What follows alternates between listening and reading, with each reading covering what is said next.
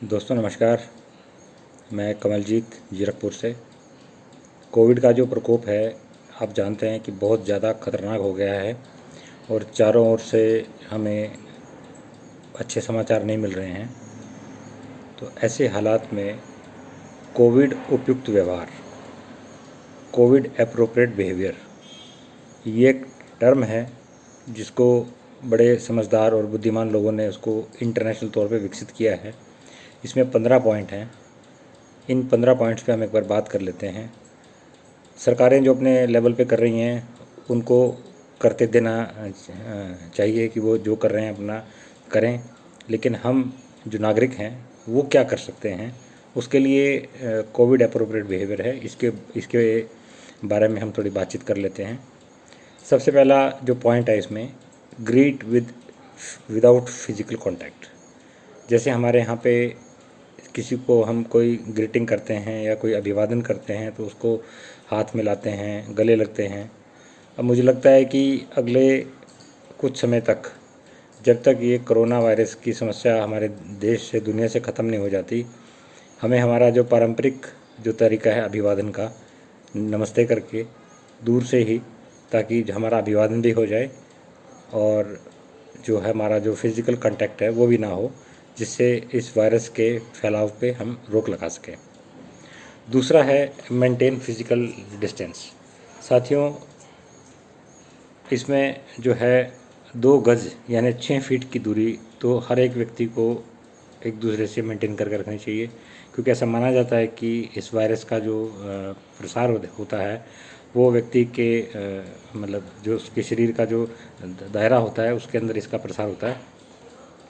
और wear usable mask, ऐसा mask जिसको आप घर पे भी तैयार कर सकते हैं। और जब आप घर पे अकेले बैठें तो कोई आवश्यकता नहीं है, लेकिन यदि आप कहीं भी थोड़ा बहुत भी आपको बाहर आना जाना पड़ता है या आपको घर के बाहर किसी से खड़े होकर मिलना है तो आप उस समय मास्क का प्रयोग करें। अपनी आँखों और नाक, इसको छूने की हमारी आदत होती है। इस आदत पे हमें विशेष ध्यान रखना पड़ेगा, क्योंकि ये दोनों एरिया ऐसे हैं जहाँ से कोरोना वायरस जो है वो शरीर में प्रवेश करता है। जो रेस्पिरेटरी हाइजीन है, जैसे किसी को खांसी हो गई, जुकाम हो गया, बलगम हो गई, उसको तुरंत इलाज करना चाहिए, क्योंकि यदि गले में, रेस्पिरेटरी सिस्टम में संक्रमण है तो वहाँ पे जो इम्यूनिटी है वो कम होती है, और यदि कोरोना वायरस का ज़रा सा भी कोई वहाँ कांटेक्ट हो जाता है तो वो जल्दी वहाँ पे ग्रो कर सकता है। हाथों को जितना हो सके बार बार आप जितना आपकी स्किन अलाउ करे और जितना आपको पता है कि कितना आपका कांटेक्ट हो रहा है बाहर की दुनिया से, उस हिसाब से आप अपनी समझ से हाथों को बार बार धोएं, क्योंकि कोई भी चीज़ हम बाहर से लेके आते हैं उस पर हो सकता है वायरस चिपके हों, या किसी सतह को आपने छुआ है तो वो वायरस आपके हाथ पे आ सकता है, और हाथ से नाक और आँख के रास्ते वो शरीर के अंदर प्रवेश पा सकता है। लेकिन यदि आप उसको साबुन से हाथ धो लेंगे तो चांस है कि वो आपका जो वायरस है वो वहाँ से हाथ से निकल जाए और आप उसके अफेक्ट में ना आए। फिर उसके बाद ये है कि जो आपके सरफेसेस हैं जहाँ आप काम करते हैं, या जैसे जो भी आपके बैठने के एरिया हैं वहाँ पे जो सरफेस है उसको वहाँ साफ़ सफाई रखें। कभी कभी आप उसको सैनिटाइज़ भी कर लें, तो उससे क्या है कि यदि किसी वजह से वहाँ पे वायरस का कोई प्रभाव है तो वो भी आपका कम हो जाएगा और ख़तरा घट जाएगा। फिर है कि जो व्यक्ति बाहर जाते हैं वो खुले में ना थूकें, क्योंकि ये भी एक आदत होती है, हर किसी को नहीं होती है, लेकिन जिसको होती है बहुत ख़तरनाक होती है। वो ना चाहते हुए भी थूक बैठता है, लेकिन इस बात का ध्यान रखना पड़ेगा कि हम ना थूकें, क्योंकि अब टाइम ऐसा आ गया है कि लोग एक व्यक्ति एक दूसरे को देख के ही थोड़ा सा दूर होकर हट कर निकलने की का प्रयास करते हैं, और ऐसे माहौल में कोई थूक देगा तो एक बहुत बड़ा उसको एक ऑफेंड हो सकते हैं लोग, इस चीज़ से टोक सकते हैं।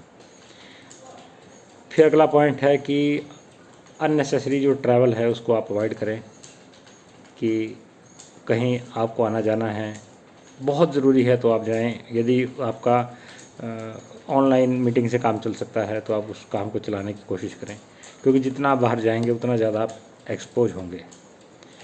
फिर अब एक बात आती है कि यदि किसी को कोरोना हो गया तो उसको डिस्क्रिमिनेट ना करें। अब हो गया ही तो किसी को भी हो सकता है। अब वो लापरवाही से हुआ, घर बैठे हुए भी लोगों को हो जा रहा है।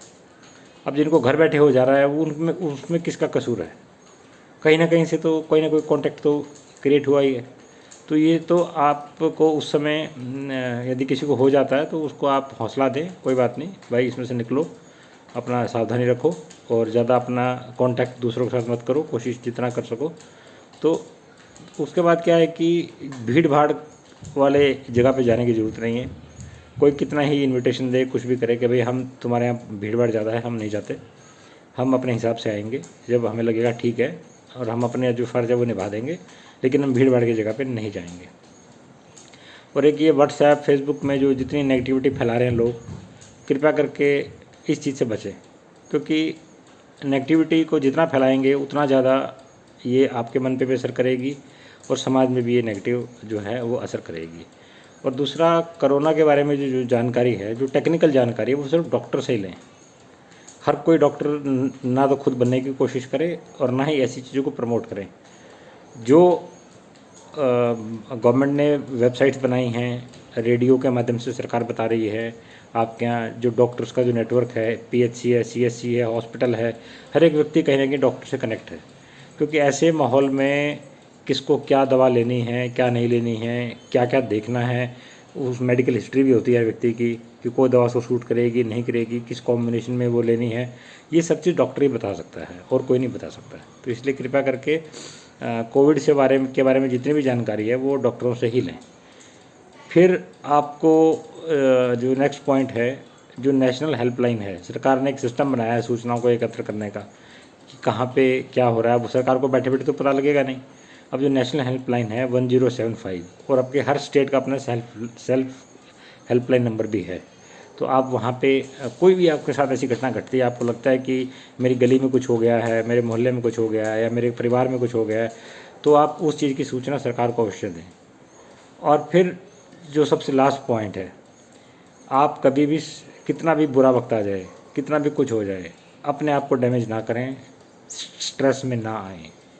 इसके लिए अब ये कहना तो बहुत आसान है कि स्ट्रेस में ना आए, हर कोई स्ट्रेस में आ जाता है, लेकिन फिर भी कोशिश करें कि भाई ये तो सबके साथ है, किसी की पेमेंट नहीं आ रही है, किसी का कोई प्रोजेक्ट बीच में लटक गया, ये ज़िंदगी रहेगी तो भाई सब कुछ चलता रहेगा, ठीक है। और ये दिक्कत सभी के साथ है, दुनिया में सारे देशों में सब लोगों के साथ दिक्कत है। कोई कितना अमीर से अमीर आदमी हो, जो जितना बड़ा आदमी है उसका उतना बड़ा प्रोजेक्ट फंसा हुआ है। तो कृपया करके एक दूसरे पे भरोसा रखें, सबका मनोबल बना के रखें। ये पूरी मानवता इस समय कोविड से फाइट कर रही है और इसमें से हमें ठीक ठाक बाहर निकलना है। धन्यवाद।